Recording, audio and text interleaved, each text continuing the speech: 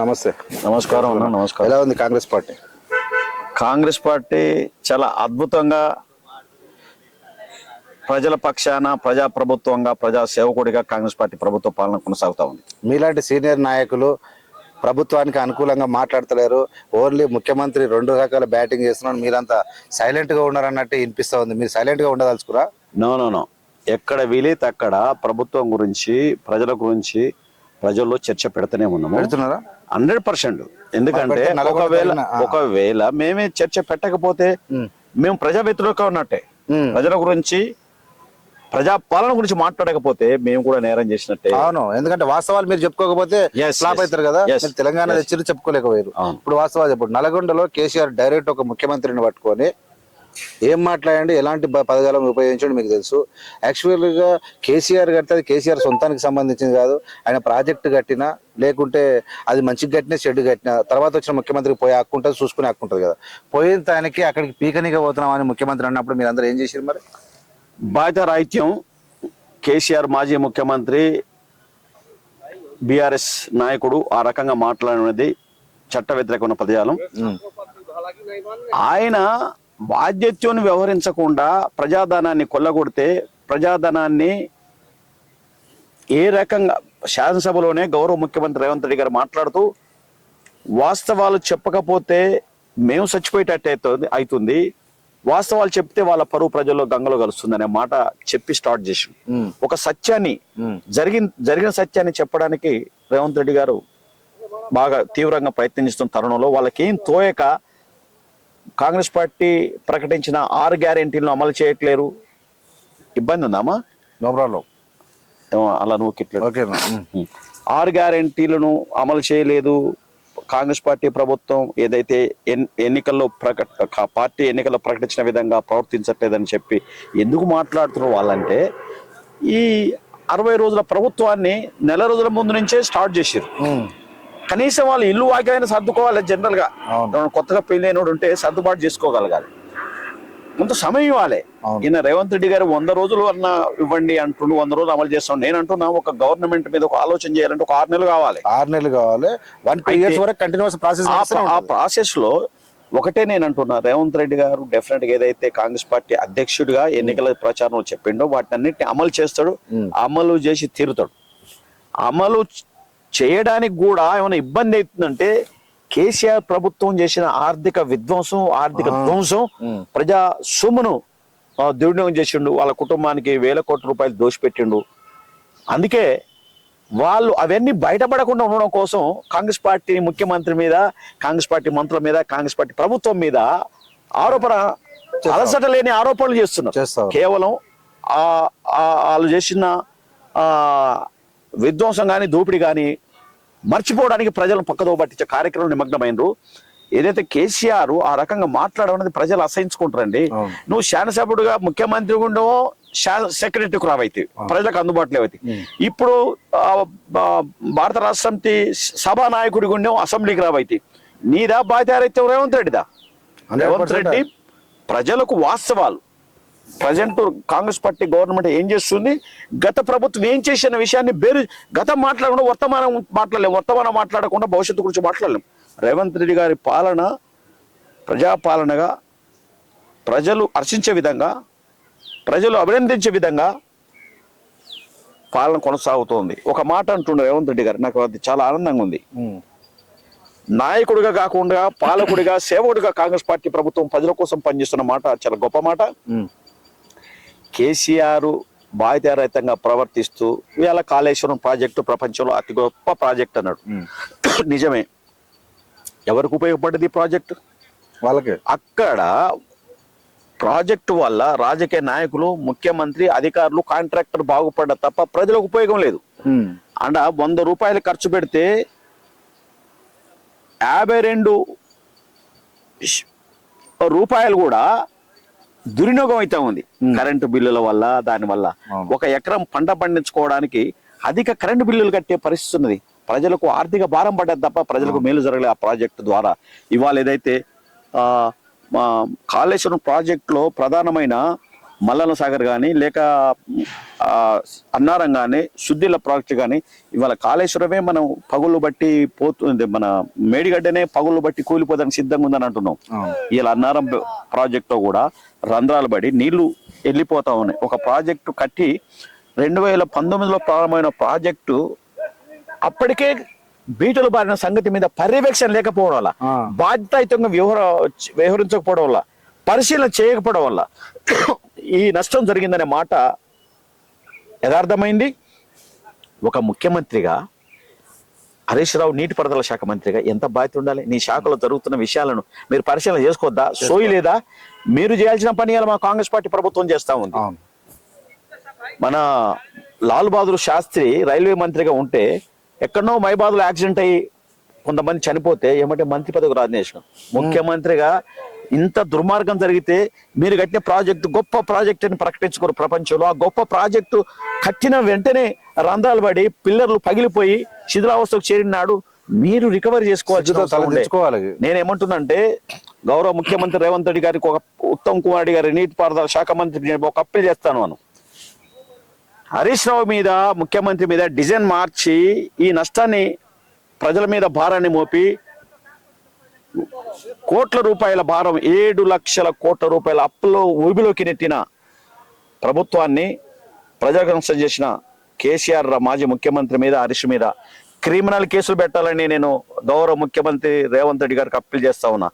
ఏదైతే ప్రజాధనం దుర్వినియోగమైందో ఆ దోపిడీ చేసిన సొమ్మును రికవరీ చేసి ప్రస్తుత గవర్నమెంట్ ఖజానా నింపాల్సిందిగా నేను గౌరవ ముఖ్యమంత్రి రేవంత్ రెడ్డి గారికి అప్పీల్ చేస్తా ఉన్నా. ఎందుకొరకంటే ఇవాళ అక్కడున్న ఈఎన్సీలను మీరు ఒకరిని ఉద్యోగులను తీసేసి ఒక రాజీనామా చేసిన మంచిదే, అవును. కానీ వాళ్ళ మీద చర్యలు తీసుకున్న బాధ్యులు వాళ్ళు కాబట్టి వాళ్ళని నడిపించిన వెనక ఇంజనీరా కేసీఆర్ గారు ఎందుకు ప్లానింగ్ ఇవ్వాలి? ప్రణాళికను గత ప్రాజెక్టు ఏదైతే ప్రాంత చేవెళ్ళ ప్రాజెక్టు ప్రణాళికను మార్చి ఈయన మొత్తం సొంత ప్రణాళికలు తయారు చేసిండు. ఇలా మల్లన్న సాగర్ ప్రాజెక్టు నిర్మాణం చేయొద్దని నిపుణులు చెప్పినారు. ఎందుకంటే ఇక్కడ భూకంపం వస్తుంది, భూకంపం వస్తే రాళ్లను కూడా బద్దలుగా పగిలిపోయే పరిస్థితి ఉన్నది. భవిష్యత్తు కాలంలో ఏదైనా భూకంపం వస్తే మల్లన్న సాగర్ ప్రాజెక్టు కూలిపోయి కరీంనగర్ మొత్తం మునిగిపోయే పరిస్థితి ఉన్నది అనే మాట వాళ్ళు చెప్పారు. వాళ్ళ మాట కూడా అది కట్టిండ్రు. ఇవాళ అన్నారం బ్యారేజ్ కూడా మీ ఇవాళ పేపర్ల ఇంట్లో వచ్చింది, చిట్లు పడి మొత్తం నీరు కారిపోతా ఉంది. ఏమీ బాధ్యత లేదా? ఎందుకు జరిగిందంటే ఇదంతా ఎప్పుడైతే అవినీతిలో కూరకపోతామో ప్రభుత్వ పాలన గాలికి వదిలేసాడు కేసీఆర్. ఎందుకు? డబ్బు వస్తే చాలు అనుకున్నారు వాళ్ళు. వాళ్ళకి కావాల్సిన డబ్బు తప్ప నిపుణత, నాణ్యత లేని ప్రాజెక్టు నిర్మాణం చేస్తే డబ్బు తీసుకున్నప్పుడు ఏమైతుంది? కాంట్రాక్టర్కు ఏముంటది బాధ్యత? ప్రభుత్వానికి ఉండాలి. ప్రభుత్వం బాధ్యతాయుతంగా వ్యవహరించకుండా ఫామ్ హౌస్ లో పడుకున్న కేసీఆర్ గారు పర్యవేక్షణ లేకపోవడం వల్ల పైసలు తీసుకున్నాం కాబట్టి కాంట్రాక్టుల మీద, అధికారుల మీద మనం పెత్తనం చేయలేము. నువ్వు దోసుకుంటున్నావు, నీ కింద అధికారులు దోసుకున్నావు, నువ్వు దోసుకున్నావు, నీ కింద మంత్రి దోసుకున్నావు. ఇక్కడ మొత్తం వైఫల్యం చెంది నీ పాలన. అయితే సాధారణ ప్రజలకు, నాలెడ్జ్ ఉన్న మీలాంటి వాళ్ళకు, నాలెడ్జ్ ఉన్న చదువుకున్న వాళ్ళకు కేసీఆర్ ఫ్రాడ్ కనబడుతోంది, కేసీఆర్ కుటుంబం యొక్క విధ్వంసం కనబడుతోంది. కానీ కాంగ్రెస్ నాయకుల్లో ఒక ముఖ్యమంత్రి, ఒక మంత్రులు తప్ప సెకండ్ క్యాడర్ ఉన్నటువంటి నాయకులు కూడా పెద్ద ఎత్తున ఈ ప్రజలకు తెలిసే విషయాన్ని, కాళేశ్వరంలో జరిగినటువంటి మోసాన్ని కానీ, ఇప్పుడు మొన్న నల్గొండ సభలో పెట్టి మోసం అంటే దాడి చేయడానికి ప్రయత్నించిన విధానాన్ని పెద్ద ఎత్తున మీరు అందరూ ఖండించట్లేదు. ఎందుకు మీరు ఖండించట్లేదు అని చెప్పి ప్రజలు చాలా మంది మాకు ఫోన్ చేసి అడుగుతూ ఉన్నారు. ఎందుకు మీరు కేసీఆర్ చేస్తున్నటువంటి దౌర్భాగ్య బట్టవాజు మాటలను, అరే దుర్మార్గుడా నీ వల్ల 100 సంవత్సరాల చరిత్ర హీనుడైపోయింది, నీ వల్ల రాష్ట్రం ఆంగమైపోయిందని చెప్పి మీరు పెద్ద ఎత్తున ప్రజల్లోకి ఎందుకు వెళ్ళట్లేదు? నిజమే మీరు అన్నమాట. సాధ్యమంత మేరకు ఎవరంతకు వాళ్ళం ఖండిస్తూనే ఉన్నాం. అసలు ప్రజలే ఒక్కొక్క గ్రామంలో యువకులు ఒక్కొక్కరు రేవంత్ రెడ్డి గారు లాగానే పనిచేసి కాంగ్రెస్ పార్టీ ప్రభుత్వం అధికారంలో తీసుకొచ్చారు. వాళ్ళు ఎవరంతకు వాళ్ళు వివేచన కలిగిన యువత గ్రామాల్లో ఖండిస్తూనే ఉంది. ఖండించట్లేరు అనే మాట ఏదైతే ఉందో, సరే మీడియాలో ఆ గ్రామాల్లో ప్రజలు మాట్లాడడానికి మీడియా అందుబాటులో ఉండకపోవచ్చు, మీకు కోపం రావాలి కదా, మోసం చేసినోడు ముంచినోడే ఇవాళ సభలు పెడతా ఉంటే. అంటే నేను ఏమంటున్నానంటే, ఒకవైపు కాళేశ్వరం ప్రాజెక్టు మీద చర్చ చేద్దామని చెప్పి నీటిపారుదల శాఖ, నీటిపారుదల అంశాల మీద మీరు ఎంత ఖర్చు పెట్టారు, ఎంత భూభాగంలో నీళ్లు నీళ్లు బారిందనే మాట మీద చర్చ చేద్దామని చెప్పి గౌరవ ముఖ్యమంత్రి గారు ఆహ్వానించాడు. రాకుండా నువ్వు నల్గొండ పోయి మాట్లాడతాం. ప్రజల్ని గెలిపించరు. కాంగ్రెస్ పార్టీ ప్రభుత్వం తప్పు చేస్తే మీరు చేసిండ్రా కాంగ్రెస్ పార్టీ చేసింది అనేది శాసనసభలో తెలుసుకోవాలి. నిన్ను ప్రజలు శాసనసభ నువ్వు రమ్మంటే రావట్లేదు కదా. ఎవడు పిరికి పొందా? రేవంత్ రెడ్డి కేసీఆర్? రేవంత్ రెడ్డి ఆహ్వానిస్తుండు. శాసనసభలో మీరు వినాలే, మీరు చెప్పింది మేము వింటాం, చర్చ చేద్దాం ఉంటున్నాడు. అంత ప్రజాస్వామిక ముఖ్యమంత్రి. ఎక్సలెంట్. అది నేను అవకాశాన్ని కోల్పోతుండు. ప్రజలు కూడా దీన్ని గమనించాల్సిందని అప్పీల్ చేస్తా ఉన్నారు. శాసనసభలో వచ్చి మాట్లాడాల్సిన కేసీఆర్ నల్గొండ సభ పెడితే నల్గొండ సభలో యాక్టివ్ సభ జ్వరం వస్తుంది. ఇది పక్కన పెడితే నేరెళ్ల సంఘటన మీరు చూసిరు. కేటీఆర్ ఎంత మందిని దళితులను ఎవరో ఒక దారి ముసుక లారీల యొక్క దారి వాడి రోడ్లు కొట్టుకపోయి అక్కడ నీళ్ళల్లో అట్లా వాగులల్లో నీళ్లు లేక మొత్తం ఇసుక పోయిన తర్వాత నీళ్లు ఉండవు. అలాంటి ఇసుక దోపిడీ జరుగుతూ ఉంటే అక్కడ ఎరుకల సమాజం సంబంధించి యాక్సిడెంట్ అయి చనిపోయారు. అక్కడ మొత్తం ధర్నాలు చేసి ఎవడో ఒక లారీ అంటే పెడితే దళితులను 10 మందిని కొండపోయి నానా హింసలు పెట్టి వాళ్ళ జీవితాలకు పనికోకుండా చేసి కేసీఆర్ ఒక నరకం చూపించింది అక్కడ ఎస్పీతో కలిసి. ఇలాంటి సందర్భం లోపల నిన్నకు సంబంధించిన ఇసుకదే ఏదో జరిగింది, సీతకు సంబంధించింది. మీరు వాళ్ళు ఆ విధంగా దూరమైన పరిస్థితి చేస్తే మీరు ఏమైనా కొత్త పరిపాలన చేయాలనుకుంటారా? అసలు ఏంది మీరు చెప్పాలనుకుంటారు ఇసుక గురించి? అంటే సరే, కేసీఆర్ ప్రభుత్వంలో వాళ్ళ కుటుంబాన్ని పెత్తనం, ఇసుక వ్యాపారంలో మొత్తం వాళ్ళకి సంబంధం ఉంది. ఇసుక ప్రాజెక్టుల కోసం, నిర్మాణం కోసం కాళేశ్వరం పేరు మీద, ఇంకో ప్రాజెక్టు పేరు మీద లారీలు అక్కడ నింపడము. మా తుంగతుర్తిలో కూడా మా దగ్గర 7-8 ఇసుక కారేస్ ఉన్నాయి. పేరు ప్రాజెక్టు, వచ్చేది హైదరాబాద్ కు మార్కెట్ కు. అట్లా అక్రమంగా సంపాదించడానికి అలవాటు పడి గతంలో ఏ పార్టీ, తెలుగుదేశంలో కానీ కాంగ్రెస్ ప్రభుత్వాల వల్ల కూడా ఇంత దోపిడీ, బహిరంగ దోపిడీ జరగలేదు. ఇవాళ గౌరవ ముఖ్యమంత్రి రేవంత్ రెడ్డి గారిని అభినందించాల్సిన అవసరం ఉంది. ఎవడో సీతక్క పేరుతోని, సీతక్కకు సంబంధం లేదు, ఎవడో పిఏ, ఒక మంత్రి పిఏ అంటే ఆమె వెంబడి తిరిగేటోడు ఎవడో చాలా మంది ఫోన్ చేసిండు. వెంటనే వాడిని తొలగించే కార్యక్రమం చేసిండు రేవంత్ రెడ్డి గారు. చాలా గొప్ప నిర్ణయం. టిఆర్ఎస్ ప్రభుత్వంలో ఏముండే అంటే ఇసుక లారీల గురించి అక్రమ వ్యాపారాన్ని ప్రశ్నించడం మీద పోలీస్ కేసులు, పోలీసులు దాడులు, శరీరంలో ఉన్న అవయవాలు పనిచేయకుండా విపరీతమైన కొట్టుడు. కానీ కాంగ్రెస్ పార్టీ ప్రభుత్వంలో ఒక్కడు ఫోన్ చేసినట్టే ఇమ్మీడియట్ గా వాడిని తొలగించే కార్యక్రమం జరిగింది. అందులో నిజంగా చెప్తున్నా, హృదయపూర్వకంగా, అంటే ఎంత చిత్తశుద్ధితో ఎంత నిజాయితీని పనిచేస్తున్నారు రేవంత్ రెడ్డి. చాలా బాగా అనిపిస్తుంది. సూపర్ పాలన. ఒకటే చెప్తున్నా, రేవంత్ రెడ్డి గారు పాలన నిజాయితీగా ఉంది. నిజాయితీ పరుడు నిప్పుతో సమానం, పట్టుకుంటే కాలిపోతాడు అవినీతి పరుడు.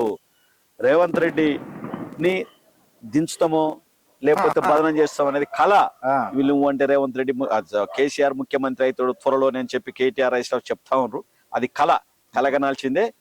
మళ్ళీ ఈ 5 సంవత్సరాలు కాదు, వచ్చే 5 సంవత్సరాలు కూడా కాంగ్రెస్ పార్టీ ప్రభుత్వం ఉంటది. అందులో భాగంగానే రేవంత్ రెడ్డి చిత్తశుద్ధితోని ప్రజల మెప్పు కోసం, ప్రజల ఆనందం కోసం, ప్రజల సంక్షేమం కోసం యుద్ధం చేస్తుండు ప్రభుత్వ పక్షాన్ని. ఇంకో మాట చెప్తున్నా మిత్రులారా, రేవంత్ రెడ్డి కాంగ్రెస్ పార్టీ అధికారం తీసుకురావడానికి నిద్ర లేని రాత్రులు గడిపిండండి. భార్య పిల్లలతో దూరం ఉండండి.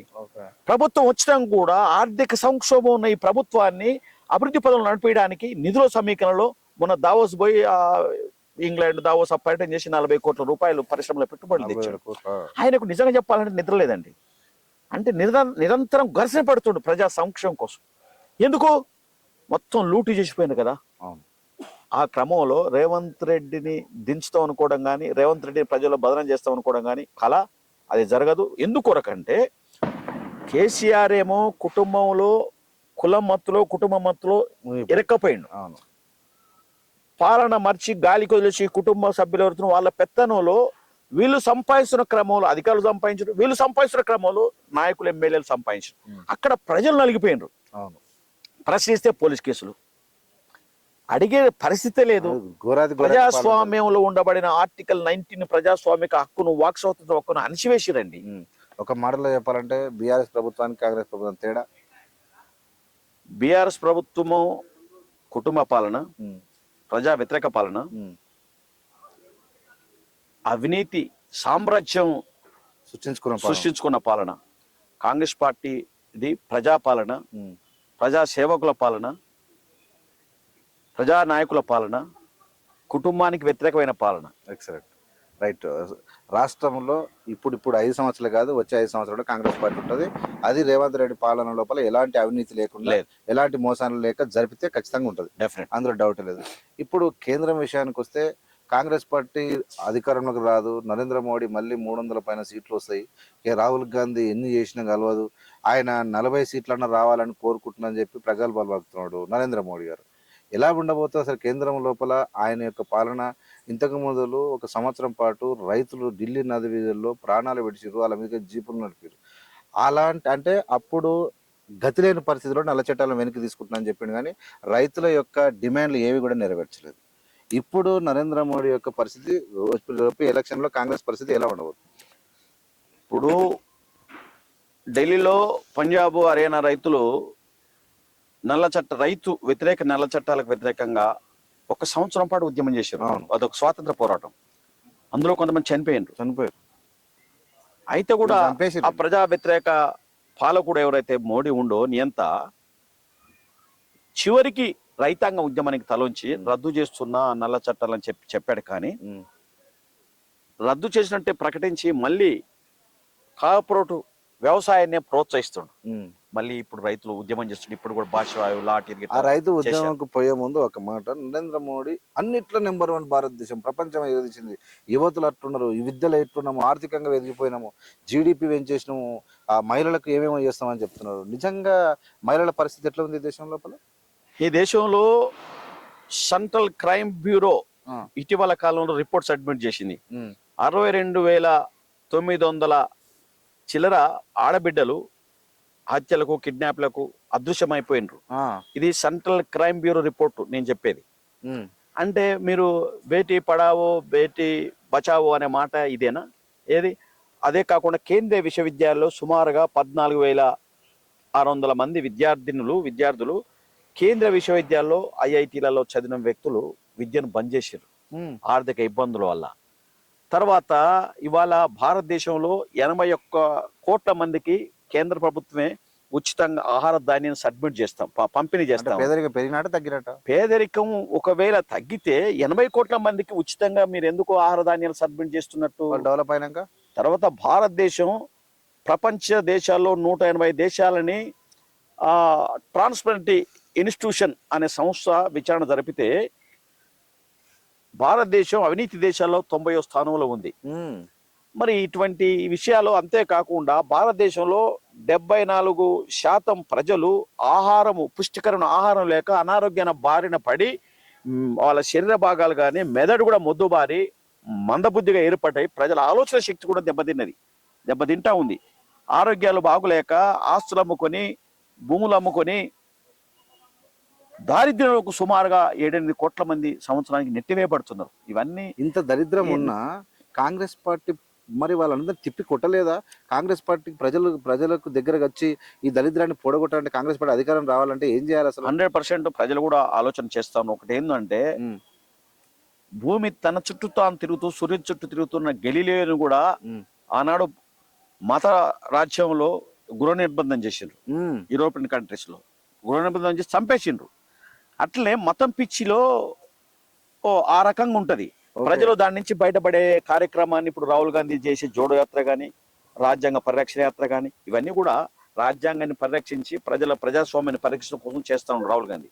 ప్రజలు కూడా అర్థం చేసుకుంటారు. అర్థం చేసుకునే క్రమంలోనే కాంగ్రెస్ పార్టీని, రాహుల్ గాంధీని బదలించే కార్యక్రమం వాళ్ళు మొదలుపెట్టారు. కానీ ఇవాళ మోడీ ఏమంటుండు, ప్రపంచ దేశాల్లో భారతదేశం 5వ ఆర్థిక దేశంగా ఎదిగింది అంటున్నారు. అది చాలా శుద్ధాబద్ధం. ప్రపంచంలో బ్రిటన్ కంటే ఎక్కువ అధిగమించిన అంటున్నారు. బ్రిటన్ కంటే కూడా భారతదేశ పౌరుడు అభివృద్ధిలో 20 రెట్లు వెనకబడి ఉన్నాడు. వాళ్ళు చేసేంత బోగస్ ప్రచారం. నిజంగా అభివృద్ధిలో ఉంటే 74 కోట్ల మంది ప్రజలు పుష్టికరమైన ఆహారం తినే పరిస్థితి లేదంటారు. 81 కోట్ల మందికి మీరే ఉచిత ఆహారం ధన్యం చేస్తుంటే అభివృద్ధిలో ఆడున్నట్టు దేశం అసలు ఎట్లుంటా? ఈ రకమైన తప్పుడు లెక్కలు డెఫినెట్ గా మోడీ ఓడిపోతాడు. రాహుల్ గాంధీని ప్రధానమంత్రి చేయడానికి ప్రజలంతా ఆలోచన చేస్తున్నారు, విద్యావంతులు అయితే ఉన్నారు. ఎందుకంటే ప్రజలారా, మీరు మన ఏవిఎం మీడియా ద్వారా నేను విజ్ఞప్తి చేస్తున్న ప్రజలారా, డబుల్ సర్కార్ ఉండాలి. కేంద్రంలో రాష్ట్రంలో ఒకటే సర్కార్ ఉంటారు. మన మణిపూర్ లో కూడా డబుల్ సర్కారే కదా.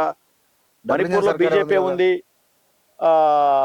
కేంద్రంలో బీజేపీ ప్రభుత్వం డబుల్ ఇంజిన్ సర్కార్ ఉంటే అక్కడ ఏం జరిగింది? మణిపూర్లో 60,000 మంది ప్రజలను హత్యలు చేసి, ఆడోళ్లను మారభంగాలు చేసి, బట్టలు లేకుండా ఊడబెరికి అత్యాచారాలు చేస్తే ఆయన ప్రధానమంత్రి స్పందన లేదు. ప్రధానమంత్రి కానీ, హోంమంత్రి కానీ, రాష్ట్ర ముఖ్యమంత్రి కానీ స్పందన లేదు. అంటే మతరాజ్యం కొనసాగించే క్రమంలో మరో మతాలను మట్టుపెట్టే కార్యక్రమంలో నిమగ్నం అయిపోయి ఇంటర్నెట్ బంద్ చేసి ప్రపంచానికి ఆ విషయాన్ని తెలియకుండా చేశారు. ఇది ఘోరము, దారుణం. అంతేకాకుండా నేను మోడీకి దేశాన్ని పరిపాలించే హక్కే లేదంటున్నా.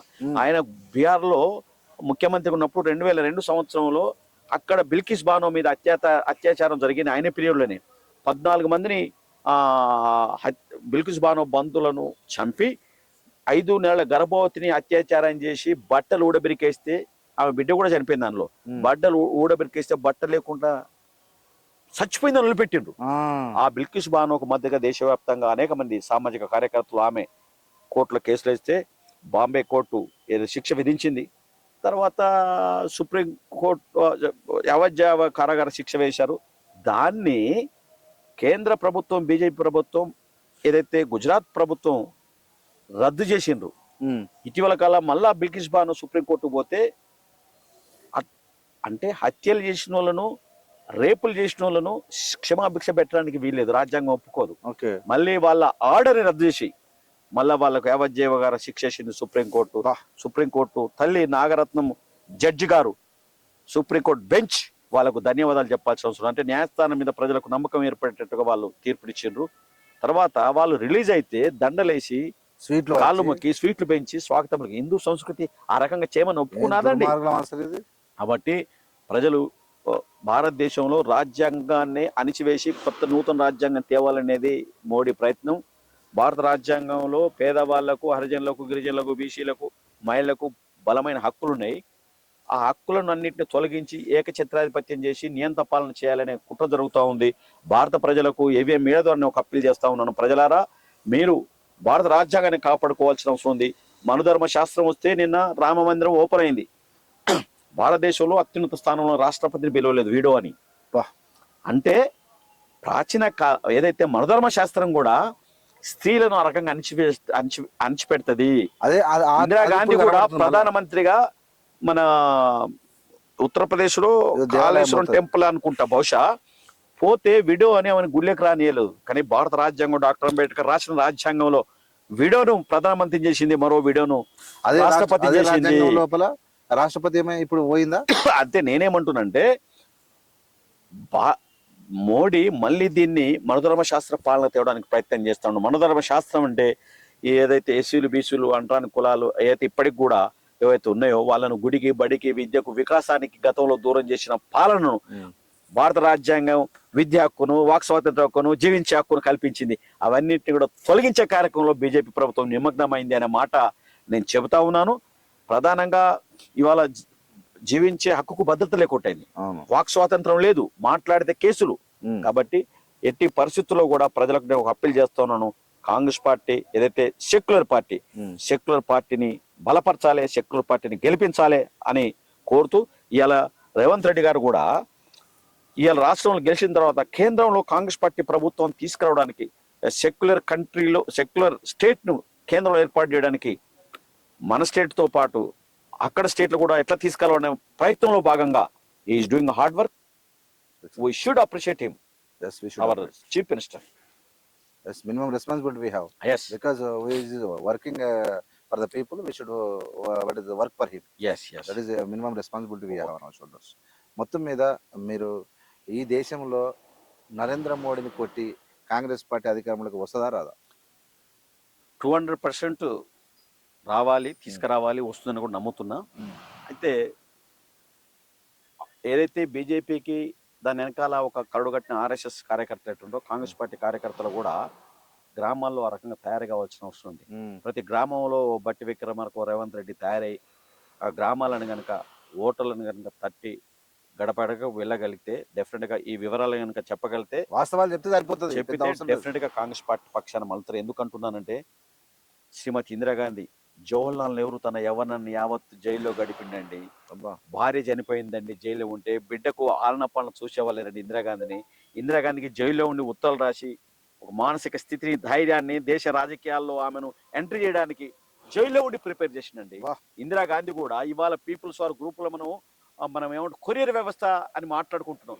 ఇందిరాగాంధీ, జవహర్లాల్ నెహ్రూకు, మహాత్మా గాంధీకి బ్రిటిష్ పాలనకు వ్యతిరేకంగా కొరియర్ వ్యవస్థను పాటించిందండి. కొరియర్ పాత్ర పోషించిందండి. బ్రిటిష్ వాళ్ళ తుపాకీ మెడమలతో దెబ్బలు తిన్నదండి. అటువంటి కుటుంబం ఇందిరాగాంధీ కుటుంబం, జవహర్లాల్ నెహ్రూ కుటుంబం. తర్వాత రాజీవ్ గాంధీ ప్రపంచ శాంతి కొరకు మరణించిండండి. ఇందిరాగాంధీ తన సిక్కు గన్మేలను తొలగించాలమ్మా, నీ ప్రాణానికి ప్రమాదం ఉందని చెప్పి ఆమె సెక్యూరిటీ చీఫ్ ఆఫీసర్ చెప్తే ఆర్ యు సెక్యులర్ అని చెప్పి, నువ్వు లౌకికవాదివేనా అని చెప్పి ఆయన తిరస్కరించింది. ప్రాణమన్న వదులుకుంది కానీ ఒక మతానికి సంబంధించిన గన్మేలను తొలగించకుండా ఆమె, అంటే సర్వమతాలకు ప్రాధాన్యత ఇస్తుంది కాంగ్రెస్ పార్టీ అనడానికి, ప్రాణం వదిలింది తప్ప గన్మేన్లను మార్చలేదు, ఆ మతాన్ని అనుమానించలేదు, అవమానించలేదు అనే మాట నేను ఒకసారి జ్ఞాపకం చేస్తున్నా ఏవిఎం మీడియా ద్వారా. సెక్యులర్, భారత రాజ్యాంగంలో సెక్యులర్ అనే పదం ఉంది. సెక్యులర్ రాజ్యము భారతదేశము, దాన్ని మత రాజ్యంగా మార్చాలని చెప్పి మోడీ ప్రభుత్వం ప్రయత్నం చేస్తూ ఉంది. ఆ ఆటలు చెల్లనివద్దు, ఆ ఆటలు కొనసాగనివద్దు, మళ్ళీ మోడీ ప్రభుత్వం రావద్దు అనే మాట నేను మీ మీడియా ద్వారా ప్రజలకు విజ్ఞప్తి చేస్తాను. నిజమన్నా, అది కంపల్సరీ జరగాలని ప్రజలందరూ కోరుకుంటారు. ఎందుకంటే అప్రజాస్వామికం ఒకటే కాదు, ఆయన ఎవరిని కూడా లెక్క చేయకపోవడం, ఆయన విధానము, ఆదాని అమ్మాయిలకు దోషిపెట్టిన తీరు కావచ్చు, దేశానికి అప్పులైన తీరు కావచ్చు, అనేక రకాలుగా త్రివిధ దళాల బతిపాది చచ్చిపోవడం కావచ్చు, పుల్వామా ఘటనలు కావచ్చు, లేకుంటే ఈ మందిరాలు, ఈ విగ్రహాలు ఇవి కావచ్చు. కానీ ప్రజాస్వామ్యంలో పేదరికాన్ని నిర్మూలించడానికి ఆయన ఎక్కడ పనిచేయలేదని అందరూ అనుకుంటారు. మీరు కూడా చెప్పారు. అయితే ఈ రాష్ట్రంలో ఇప్పుడు పదవుల పంపిణీ ఇంకా కాలేదు. మంత్రి పదవులు ఎట్లా వస్తున్నాయి? నిజమైనటువంటి వర్క్ చేసే వాళ్ళకి పదవులు దక్కుతున్నాయా, లేకుంటే మీ కాంగ్రెస్ పార్టీలో ఏదైనా పైరవీలు చేసుకుంటే దక్కుతున్నాయి? అంటే వాస్తవికంగా నిన్న విద్యార్థి నాయకుడు బల్మూరు వెంకటకి కానీ, ఇవాళ అనిల్ కుమార్ యాదవ్కు రాజ్యసభ వస్తుందని ఈ ప్రపంచంలో ఎవరు ఊహించి ఉండరు. అవును, అన్ఎక్స్పెక్టెడ్ జరిగింది. అయితే రేవంత్ రెడ్డి గారు కూడా పార్టీకి కొంతకాలం సర్వీస్ ఇచ్చేటట్టుగా వయసు ఉన్న వాళ్ళని, యవ్వనస్తులను, పిల్లల్ని సెలెక్ట్ చేసుకుంటుండు. అంటే కాంగ్రెస్ పార్టీ పైరవీలు చేస్తున్న వారికి వస్తుందనే మాట ఇప్పుడు నేనున్నా. ఫర్ ఎగ్జాంపుల్, నేను సుదీర్ఘంగా రాజకీయ కాంగ్రెస్ పార్టీలో పార్టీ పదవులు ఇవ్వకపోయినా, ప్రభుత్వ పదవులు రాకపోయినా, పార్టీలో ఒకవైపు అణచివేత చర్యలు జరిగినా నేను ఎప్పుడు నేను నిరాశపడలే, నిస్పృహ చెందలే, అలసట చెందలే. ఎందుకొరకంటే ప్రజాసేవ నాకు శ్వాస లాంటిది. నాలాంటి వాళ్ళు కొంతమంది ఈ పదవుల కోసం ఆడపడి రాజకీయాలు చేయరు. నా ప్లేస్లో ఎవడున్నా 1999లో కాంగ్రెస్ పార్టీ ఇచ్చి క్యాన్సిల్ చేసింది. 99లో 2009లో రాజశేఖర్ సార్ పని చేసుకోపో అన్నాడు, చివరి నిమిషంలో క్యాన్సిల్ అయింది. 18లో 14లో అనేక పర్యాల సందర్భాల్లో నేను ఫ్రంట్ ఫోర్లో ఉన్న ప్రజల్లో సర్వీస్లో ఉన్నా. ఎందుకంటే ప్రజా సమస్యలపై నా ధ్యాస, ప్రజా సమస్య పరిష్కారంపై నా శ్వాస అనే ఒక నినాదంతో బతుకుతున్న వ్యక్తి. ఎస్, నాలాంటి వాళ్ళు అనేక మంది కార్యకర్త నాయకులను బట్టి పార్టీ బతుకుతా ఉందనే మాట చెప్తూ, గౌరవ ముఖ్యమంత్రి రేవంత్ రెడ్డి గారు కానీ, డిప్యూటీ సీఎం కానీ, మంత్రులు కానీ తమ జిల్లాల్లో ఉండబడిన పదవులు రాకుండా పార్టీ కోసము సుదీర్ఘంగా పనిచేస్తున్న వాళ్ళను గురు ప్రాజెక్టులకు అతీతంగా ఎలక్ట్ చేస్తే 10 కాలాల పాటు ప్రభుత్వం కూడా అదే కోరుకుంటున్నాం. 10 కాలాల పాటు ఈ ప్రభుత్వం బతుకుతుంది. మళ్ళొచ్చే 5 ఏళ్ళు కూడా అధికంలో ఉంటుంది. ఎందుకంటే ఇప్పటి వరకు అయితే రేవంత్ రెడ్డి గారు కానీ, మంత్రివర్గం కానీ అద్భుతమైన పాలన చేస్తుంది. ప్రజలకు పాలన బాగుంది, కానీ పదవుల పంపిణీ మాత్రము ఎవరు పైరవీలు చేసే వాళ్ళకి జరుగుతున్నాయి. నీలాంటి, అంటే మిమ్మల్ని ఎగ్జాంపుల్గా తీసుకొని చాలా మందిని ఎవరైతే ఎమ్మెల్యేలుగా కావాలని చెప్పి కొంతమంది నామినేషన్లు వేసి వాళ్ళని గుర్తించలేదు, వాళ్ళతో మాట్లాడలేదు. ఇంకా చాలామంది కాంగ్రెస్ పార్టీ కోసం వీరోచితంగా పోరాడుతూ పనిచేసే వాళ్ళు ఉన్నారు.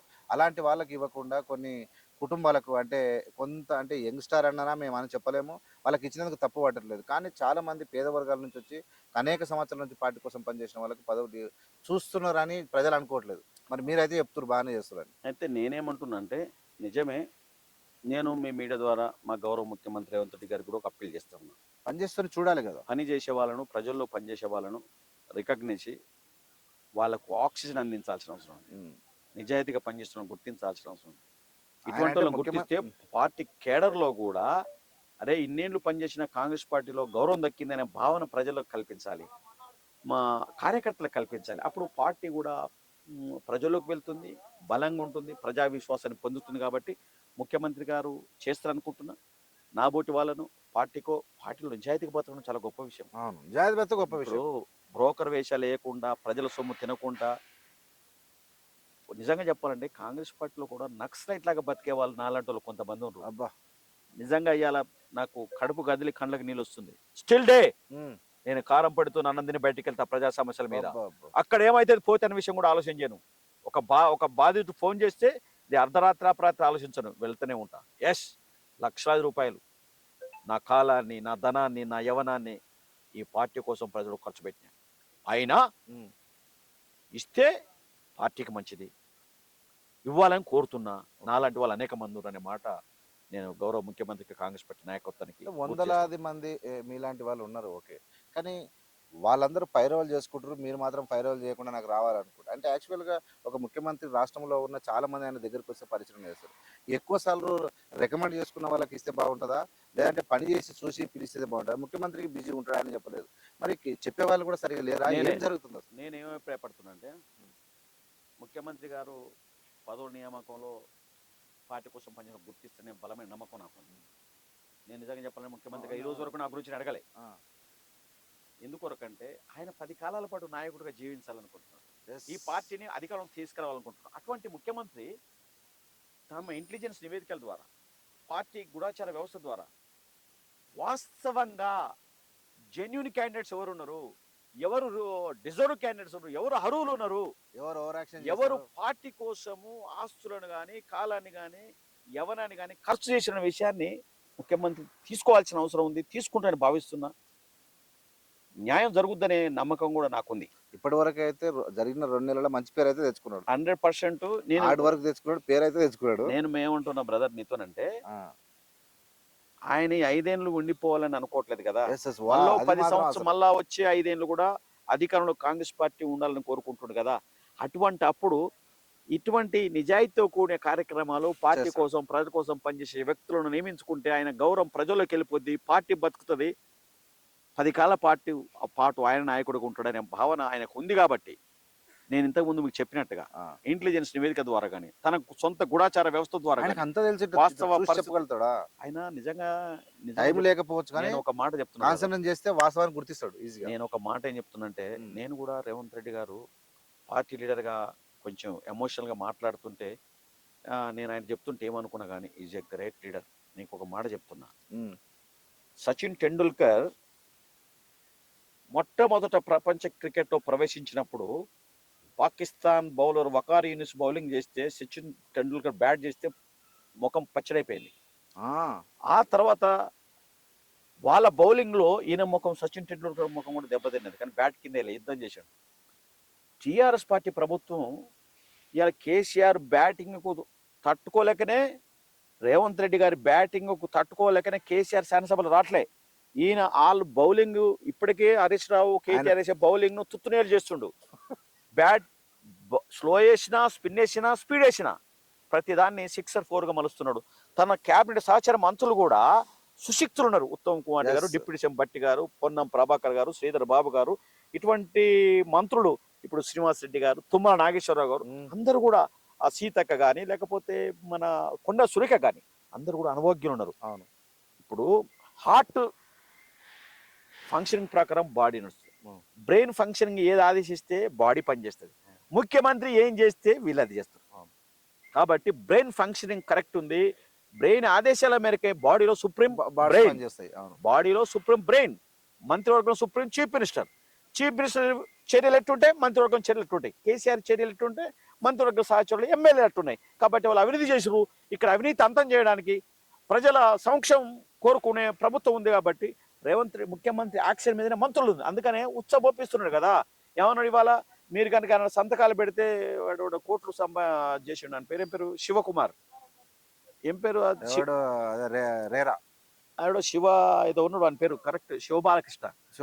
వాడు కోట్ల రూపాయలు, 1000 కోట్లు అంట ఇంకా పైసలకే.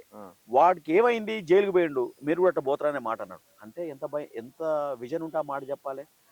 తప్పు జరగదని అనుకుంటున్నా, జరిగితే వాడు జైలు, ఆడు కాంగ్రెస్ వాడుని, వాడు టీఆర్ఎస్ వాడిని, వాడు ఎవడన్నా ఉండని, ఆడు రేవంత్ రెడ్డి బంధువు ఉండని, ఇంకెవరన్నా ఉండని, తప్పు చేస్తే జైలుకు పోవాల్సిన పరిస్థితి వస్తుంది. తప్పు చేసిన ప్రజాధనాన్ని దృఢం చేస్తే వాని జేబుల నుంచి రికవర్ చేయాల్సి వస్తుంది, వాని అకౌంట్ నుంచి. నేను మళ్ళొకసారి చెప్తున్నా, గౌరవ రేవంత్ రెడ్డి గారికి, ముఖ్యమంత్రి గారికి, కాళేశ్వరం ప్రాజెక్టులో డిజైన్ మార్పు కోసం పనిచేసిన అవినీతికి ప్రోత్సహించిన, అవినీతి చేయడానికి అవకాశం ఇచ్చిన మాజీ ముఖ్యమంత్రి కేసీఆర్ గారి మీద చూస్తూ చూడనట్టుగా నిద్రపోస్తున్నట్టు నటించిన హరీష్ రావు గారి మీద, అక్కడున్న అధికారుల మీద, కాంట్రాక్టర్ల మీద క్రిమినల్ కేసులు పెట్టాలి, డబ్బు రికవర్ చేయాలి, ప్రజాధనాన్ని రికవర్ చేయాలని చెప్పి నేను గౌరవ ముఖ్యమంత్రి గారికి ఏవిఎం మీడియా ద్వారా అప్పీల్ చేస్తున్నా, విజ్ఞప్తి చేస్తున్నాను. ఓకే, నిజం. అన్నగారు చెప్పినట్టుగా 100% ఈ రాష్ట్రానికి ఈ రాష్ట్రం ధనవంతమైన రాష్ట్రమే.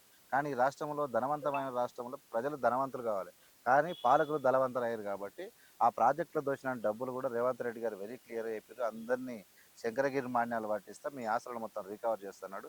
ఒకవేళ రేవంత్ రెడ్డి గారు వాళ్ళ కుటుంబంలో ఉన్న 2-3 రికవర్ చేసినా ఈ రాష్ట్రానికి ఒక 5 సంవత్సరాలకు సగం వర సరిపోయే డబ్బు వస్తుంది. అది చేయాలని ప్రజలు కోరుకుంటారు. మేము ప్రజల్లో ఉంటున్నాం. జ్ఞానసుందర్ అన్న చెప్పినట్టు 100% ఈ యొక్క అవినీతి మీద కాన్సన్ట్రేషన్, అంటే ప్రభుత్వం మీద పథకాల మీద ఫోకస్ ఎంత ఇంపార్టెంటో ఈ విధ్వంసమైనటువంటి తెలంగాణలో ఫోకస్ చేయడం కూడా అంతే ఇంపార్టెంట్ తెలియజేసుకుంటూ, మనకు 100% జ్ఞానసుందర్ అన్న తోటి అనేకమైనటువంటి ఇంటర్వ్యూ చేసే అవకాశం వస్తుంది. అన్న చెప్పండి, అంటే చివరిగా మీరు ఇచ్చేటువంటి 6 గ్యారంటీల గురించి 100% చేస్తామంటారు, ప్రజలకు అంటే ఉపయోగకరమైనవి కాబట్టి చేస్తామంటారు. 6 గ్యారంటీలు కనుక మీరు పర్ఫెక్ట్ ఇంప్లిమెంట్ చేస్తే రాష్ట్రంలో ఉన్నటువంటి పేదరికం, దరిద్రము, ఏడుపులు పోతాయని చాలామంది అంటారు. నిజమేనా? సరే, మనము దరిద్రము మొత్తం సంపూర్ణంగా పోద్దని కాకుండా ప్రజలు ఆర్థిక సౌక్షోభం లేకుండా, కుటుంబంలో ఇబ్బందులు చిన్న వెసులుబాటు వాళ్ళకు 100% ఎదగడానికి ఉపయోగపడుతుంది. పేషెంట్కు ఆక్సిజన్ ఇచ్చట్టుగా అంతే బతకాలి కదా సమాజంలో.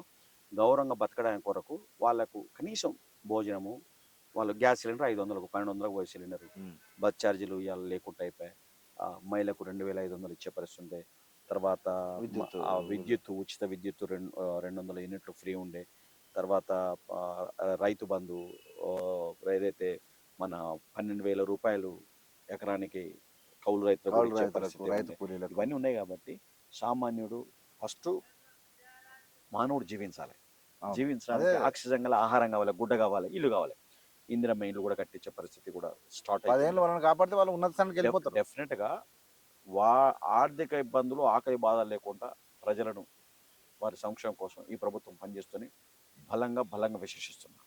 ఓకే, థ్యాంక్ యూ అన్న. ఖచ్చితంగా మీ ప్రభుత్వం ముందలుకోవాలని చెప్పి, అనేక పేదవాళ్ళ యొక్క దుఃఖం తీరవాలని చెప్పి మేము కోరుకుంటున్నాం. Thank you. మంచి జరగాలని కోరుకుంటున్నాం. థ్యాంక్ యూ అన్న. Thank you very much.